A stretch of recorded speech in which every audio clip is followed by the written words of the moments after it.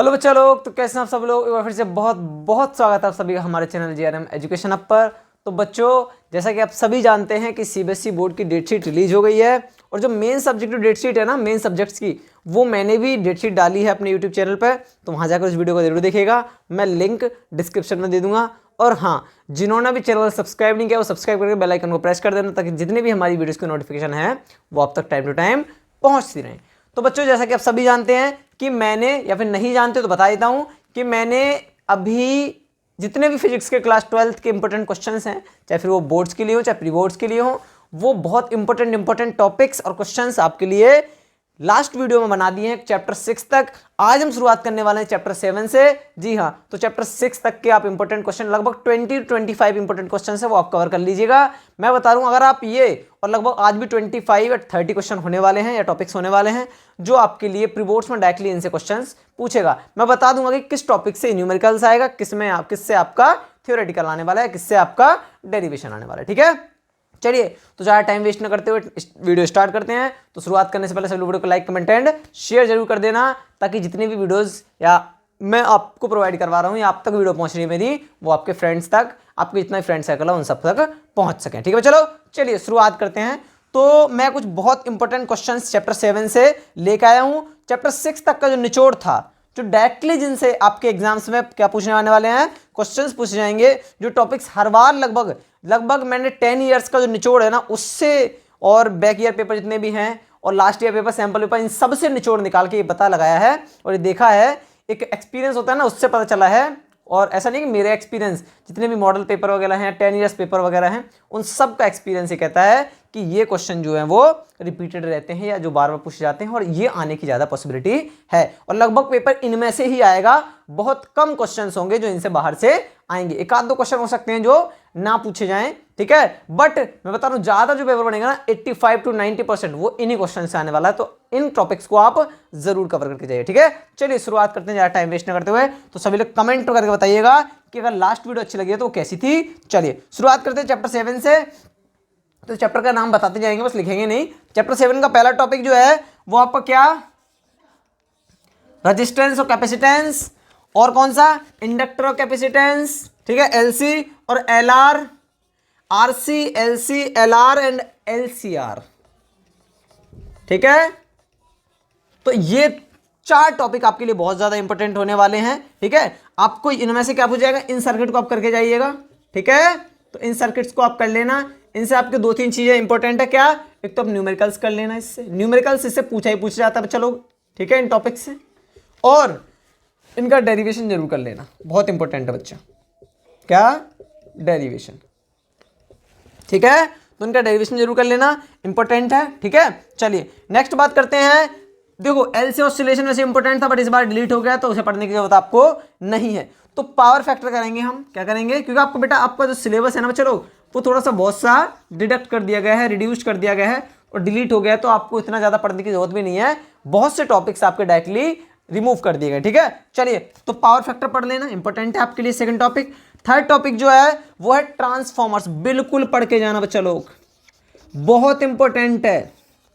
इसका theoretical question आना ही आना है, इवन इसका न्यूमेरिकल भी बन सकता है आपके लिए। तो ट्रांसफॉर्मर जरूर पढ़ लेना, और ट्रांसफॉर्मर में दोनों तरीके का पढ़ लेना। हो सकता है आपको पूरे थ्योरेटिकल पूछ दे, बड़े नंबर पर पूछ दे। ठीक है, जो लार्ज होते हैं ना, जो 5 नंबर वाले क्वेश्चंस होते हैं, ठीक है, सेक्शन D वाले, सेक्शन E वाले क्वेश्चन, उसमें से ट्रांसफॉर्मर क्वेश्चन आ सकता है। तो आप जरूर कर जाइएगा। Step up transformer, step down transformer, ये जरूर पढ़ के जाना। और इवन मैं आपको बता दूं कि स्टेप अप और स्टेप डाउन जो है ना, वो आपके प्रैक्टिकल्स में पूछे जाते हैं, तो प्रैक्टिकल जरूर पढ़ के जाइएगा। प्रैक्टिकल के लिए तो आपके प्रैक्टिकल की भी डेट आ चुकी है, तो वहां से आप लोग इसे प्रैक्टिकल में भी आप इसे अच्छी तरीके से बना के एक डायग्राम तरीके का बना के ले जा सकते हो। ये आपके एग्जाम के और प्रैक्टिकल दोनों के एग्जाम के पॉइंट ऑफ व्यू से बहुत ज्यादा इंपॉर्टेंट है, क्योंकि जो प्रैक्टिकल्स में जो एग्जामिनर आते हैं ना, वो भी आपसे इस ट्रांसफॉर्मर के बारे में बहुत कुछ पूछ लेते हैं। चलिए नेक्स्ट बात करते हैं किसकी। नेक्स्ट टॉपिक जो है वो है रेजोनेंस एंड शार्पनेस। पढ़ के जाइएगा। क्या, रेजोनेंस एंड शार्पनेस पढ़ लेना, इंपॉर्टेंट है बच्चा लोग। ठीक है, सभी को राइटिंग तो समझ में आ रही है, लिखना हो तो लिखते चलो, नहीं तो स्क्रीनशॉट लेते चलना। तो 5th टॉपिक, तो ये आपके 7 चैप्टर से 4 टॉपिक बहुत इंपॉर्टेंट है। 5th टॉपिक की बात करते हैं। ठीक है, तो 5th टॉपिक आपका डिस्प्लेसमेंट करंट। चैप्टर 8 से इलेक्ट्रोमैग्नेटिक वेव जो है ना बेटा, उससे सिर्फ आपको क्या पढ़ लेना है, डिस्प्लेसमेंट करंट पढ़ना है। सिर्फ क्या पढ़ना है, सिर्फ डिस्प्लेसमेंट करंट पढ़ लेना। देखो ये चैप्टर इतना इंपॉर्टेंट नहीं है, ठीक है। तो डिस्प्लेसमेंट करंट पढ़ लेना, और नेचर वाला जो है ना, नेचर ऑफ क्या कहते हैं, सॉरी, इलेक्ट्रोमैग्नेटिक वेव जो वो डिलीट कर दिया गया, तो वो पढ़ने की जरूरत नहीं है आपको। तो यहां से सिर्फ आप पढ़ लेना क्या, डिस्प्लेसमेंट करंट, ठीक है। चलो, तो ये आपके लिए सिर्फ डिस्प्लेसमेंट करंट बहुत इंपॉर्टेंट है चैप्टर 8 से, ठीक है। आपका नेचर ऑफ ईएम वेव्स जो है ना, वो सारी डिलीट हो चुकी हैं, और ईएम वेव्स, इलेक्ट्रोमैग्नेटिक वेव्स के बारे में भी आपको पढ़ने की जरूरत नहीं है उतना, बस डिस्प्लेसमेंट करंट आप थोड़ा पढ़ देना, ठीक है। चैप्टर 8 उतना ज्यादा मार्क गेनिंग नहीं है। चैप्टर 9 की बात करते हैं, ray optics and optical instruments की। तो आप जानते हैं ये बहुत इंपॉर्टेंट चैप्टर है, पहले क्लास 11th में भी था, अब वो वहां से डिलीट कर दिया गया, सिर्फ अब क्लास 12th में बचा हुआ है, तो यहां से आप पढ़ लेना, ठीक है। तो इसके जो मेन टॉपिक है वो आपको बताने वाला हूं। तो पहला क्या, image formation by spherical mirror पढ़ लेना आप, image formation by spherical mirrors, ठीक है, ये पढ़ लेना। नेक्स्ट टॉपिक 7th जो है वो आपका कौन सा है, image formation by spherical lenses पढ़ लेना, ठीक है। इमेज फॉर्मेशन बाय स्फेरिकल, यहां लेंसेस पढ़ लेना, मिरर्स का और लेंसेस का दोनों का पढ़ लेना, इंपॉर्टेंट है, ठीक है। नेक्स्ट टॉपिक की बात करते हैं 8th टॉपिक की, तो ये बहुत ज्यादा इंपॉर्टेंट है, और वो क्या है आपका, power and combination of lenses. बहुत अच्छा इंपॉर्टेंट क्वेश्चन है, इससे न्यूमेरिकल आ जाता है बच्चा आप लोगों का। Power and combination of lenses, कि अगर लेंस का कॉम्बिनेशन लगा दिया जाए तो किस तरीके का आपके न्यूमेरिकल्स बन सकते हैं, वो आप देख लेना, ठीक है। चलो, तो इससे न्यूमेरिकल आपका बहुत इंपॉर्टेंट है। 9th टॉपिक की बात करते हैं, total internal reflection, important, very very important है। तो TIR बोलते हैं जैसा कि आप सभी लोग इसे, तो टोटल इंटरनल रिफ्लेक्शन आप इसे पढ़ लेना, बहुत इंपॉर्टेंट है, थ्योरेटिकल आएगा सही से, ठीक है। तो आपको सही से लिखना पड़ेगा और सही तरीके से बताना कि किस तरीके एक्सप्रेस करना है आपको, ठीक है। चलिए 10th टॉपिक की बात करते हैं आपके, तो 10th टॉपिक जो है बेटा वो आपका कौन सा है, वो आपका रिफ्रैक्शन थ्रू अ प्रिज्म पढ़ लेना, कि प्रिज्म के द्वारा कैसी रिफ्रैक्शन होती है, जैसा कि आप 10th क्लास में भी इसे पढ़ चुके हो। तो ये इंपॉर्टेंट है, रिफ्रैक्शन थ्रू अ प्रिज्म, ठीक है, ये पढ़ लेना इंपॉर्टेंट है आपके लिए बच्चे लोग। इससे देखो आपको क्या क्या फंस सकता है, रे डायग्राम, इसका किस तरीके से रे डायग्राम बनेगा, ठीक है, इसका डायग्राम सही से बना के देख लेना, ठीक है। तो स्पेक्ट्रम वगैरह जो मैंने बताया था आपको, विबग्योर टाइप वो पढ़ लेना, ठीक है। ये 10th में भी है, तो हो सकता है इस बार ना पूछे, बट ये इंपॉर्टेंट है आपके लिए, तो बता देते हैं। रे डायग्राम कर लेना, न्यूमेरिकल्स कर लेना, उसका डेरिवेशन भी कर लेना, ठीक है। तो आपको इसका न्यूमेरिकल और डेरिवेशन ही बहुत इंपॉर्टेंट है बच्चा लोग, तो करके जाइएगा, ठीक है, न्यूमेरिकल एंड डेरिवेशन। तो ये आपके लिए बहुत इंपॉर्टेंट है, रिफ्लेक्शन थ्रू अ प्रिज्म। तो 10th टॉपिक हो चुके हैं आपके। 11th टॉपिक की बात करते हैं, यहां से स्टार्ट करते हैं, ठीक है। तो 11th टॉपिक जो है आपका, जो आपको बहुत इंपॉर्टेंट बताने वाला हूं, और वो क्या है आपका बेटा, इसको तो करके ही जाइएगा, ये तो हर साल का क्लियर है। क्या क्या देखो, एक तो माइक्रोस्कोप और एक telescope.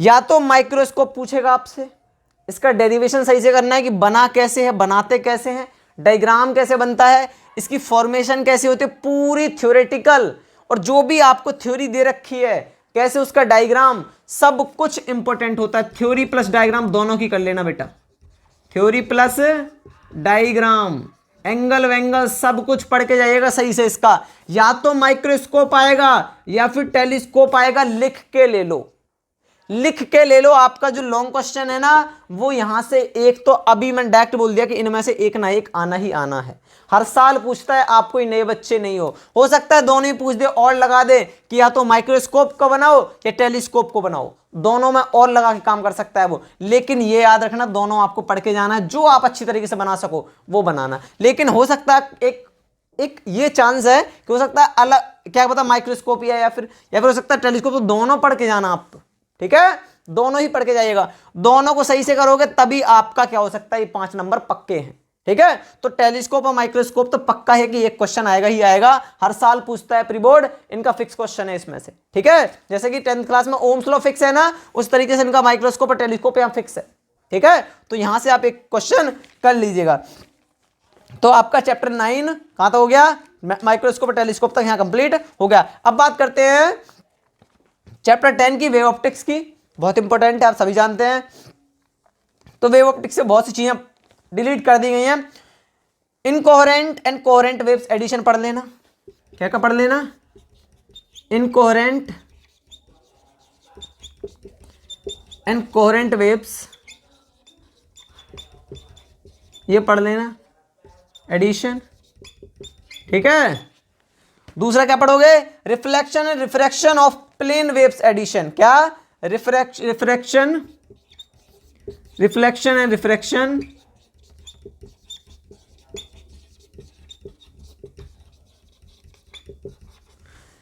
Through of plane waves edition, ये पढ़ लेना।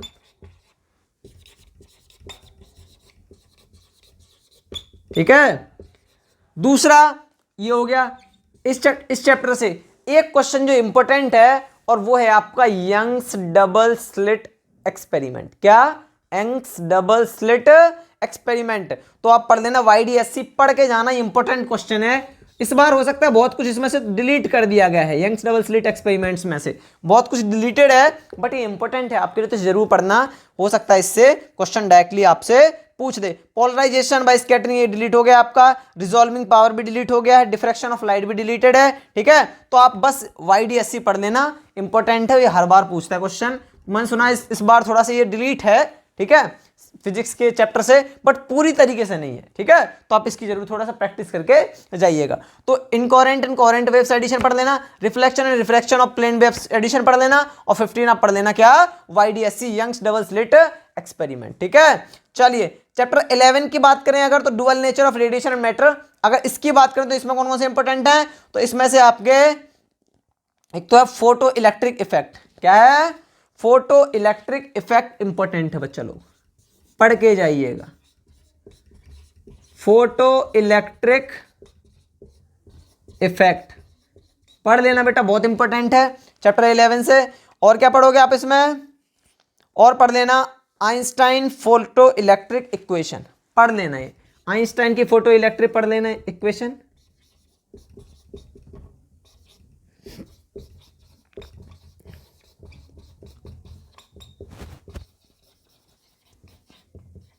ठीक है, आइंस्टाइन फोटो इलेक्ट्रिक इक्वेशन पढ़ लेना, ये भी इंपॉर्टेंट है। देखो डी ब्रोगली जो हाइपोथेसिस थी वो इंपॉर्टेंट थी, बट इस बार डिलीटेड है। डेविशन और जर्मन एक्सपेरिमेंट भी इंपॉर्टेंट था, बट इस बार डिलीट हो गया। ठीक है, चलो चलिए, तो अगर चैप्टर यहां तक हो गया आपका सभी का, इसे रफ कर दें, बताइए।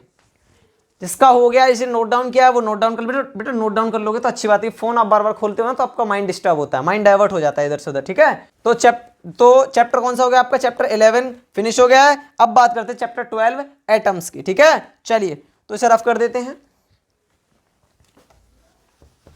तो चैप्टर 12 का पहला टॉपिक है आपका, तो आपका 19 हो चुके हैं, सॉरी 17। अब 18 स्टार्ट करते हैं। तो 18 टॉपिक जो है ना वो है आपका चैप्टर 12 से एटम से, और वो है de Broglie explanation of bourse postulate. तो ये पढ़ देना, बहुत इंपॉर्टेंट है बेटा आपके लिए। क्या? De Broglie explanation of bourse postulate की, जो डी ब्रोगली ने क्या की थी, एक्सप्लेनेशन की थी, वो पढ़ लेना। ठीक है, इंपॉर्टेंट है। ठीक है बच्चा, चलिए नेक्स्ट बच्चा लोग, 18 हो गया, 19 करते हैं। 19 है आपका क्या इंपॉर्टेंट है? Bohr's model of hydrogen atom पढ़ लेना, इंपॉर्टेंट है। ठीक है, Bohr's model of hydrogen atom बहुत इंपॉर्टेंट है बेटा आपके लिए। ये तो बहुत बार पूछता है, मोस्टली पूछ लेता है हर साल ये। ठीक है, चैप्टर 12 फिनिश। चैप्टर 13 पे आते हैं, न्यूक्लियाई पे। तो न्यूक्लियर बाइंडिंग एनर्जी ये पढ़ लेना। इससे दो चीज़ें आपको पढ़ के जाना, देखिए क्या क्या। एक कौन सा बेटा? Nuclear binding energy. इसके आप दो चीज़ें पढ़ लेना, एक तो न्यूमेरिकल पढ़ लेना इसका, और एक डेरिवेशन पढ़ लेना, दोनों इंपॉर्टेंट हैं आपके लिए। ठीक है, इससे दोनों पूछ ले जाते हैं। नेक्स्ट 21 जो आपका रेडियो एक्टिविटी है। क्या है? रेडियो एक्टिविटी है, ये पढ़ लेना आप बच्चा लोग, ये इंपॉर्टेंट है आपके लिए। 22 टॉपिक की बात करें तो आपका चैप्टर 14 आ जाता है, सेमीकंडक्टर एंड इलेक्ट्रॉनिक्स। तो इसमें आपका एनपीएन एंड पीएनपी ट्रांजिस्टर पढ़ लेना, दोनों इंपॉर्टेंट है। क्या? एनपीएन एंड पीएनपी ट्रांजिस्टर, ये पढ़ लेना। ठीक है, नेक्स्ट बात करते हैं 23rd टॉपिक की। तो 23rd टॉपिक आपका इंपॉर्टेंट है, junction diode as a rectifier, बहुत इंपॉर्टेंट है बेटा लोग। क्या? Junction diode as a rectifier, कि जंक्शन डायोड को एज अ रेक्टिफायर हम कैसे यूज करते हैं, कैसा, तो इसका थ्योरी आप पढ़ के जाना, सही से पढ़ लेना इसे, junction diode as a rectifier. Next zener diode as a voltage regulator, बहुत इंपॉर्टेंट है, पढ़ लेना। जीना डायोड तो लगभग हर साल ही पूछता है, ठीक है। तो जीना डायोड एज अ वोल्टेज, ठीक है, वोल्टेज रेगुलेटर, तो इसे पढ़ लेना, इंपॉर्टेंट है आपके लिए, ठीक है।